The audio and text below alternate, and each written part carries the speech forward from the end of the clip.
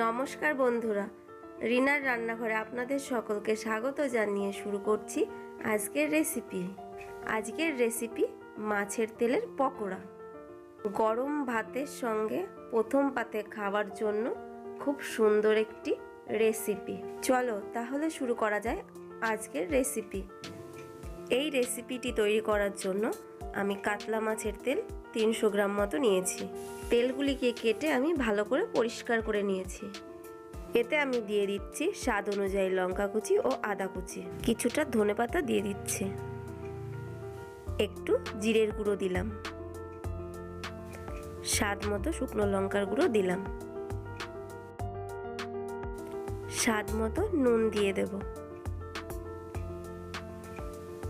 1 চামচ মতো হলুদ গুঁড়ো দিয়ে দেব। এখন আমি এতে 100 গ্রাম মতন বেসন দিয়ে মাছের তেলটাকে বেশ ভালো করে মিশিয়ে নেব। বন্ধুরা, এখানে মাছের তেলটি মাখানোর সময় আমি একটু জল ব্যবহার করেছি, নাহলে মাছের তেলের সঙ্গে বেসনগুলো ভালো করে মিশবে না। এবার আমি গ্যাসটাকে জ্বালিয়ে কড়াইটাকে গরম করে নেব।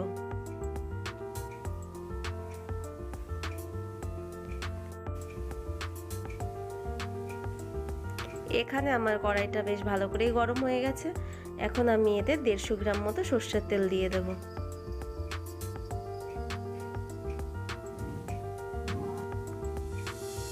এখানে আমার তেলটা বেশ ভালো করেই গরম হয়ে গেছে। এবার আমি পকোড়াগুলিকে ভেজে নেব।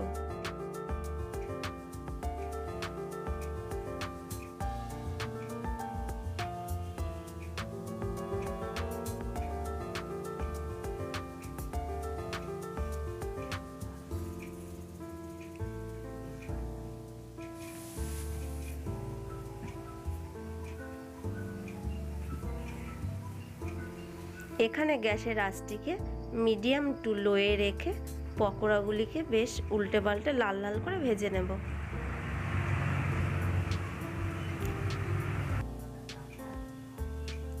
বন্ধুরা, আপনারা চাইলে এইখানে একটু রসুন কুচি ও একটু পেঁয়াজ কুচি ব্যবহার করবেন, তাহলে পকোড়ার স্বাদটা আরও ভালো আসবে।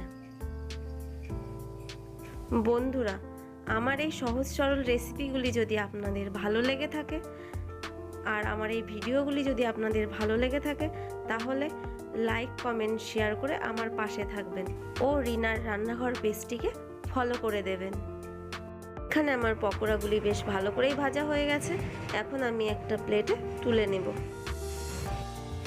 বন্ধুরা, আপনারা সকলে ভালো থাকবেন, সুস্থ থাকবেন ও আমার ভিডিওটি দেখার জন্য ধন্যবাদ।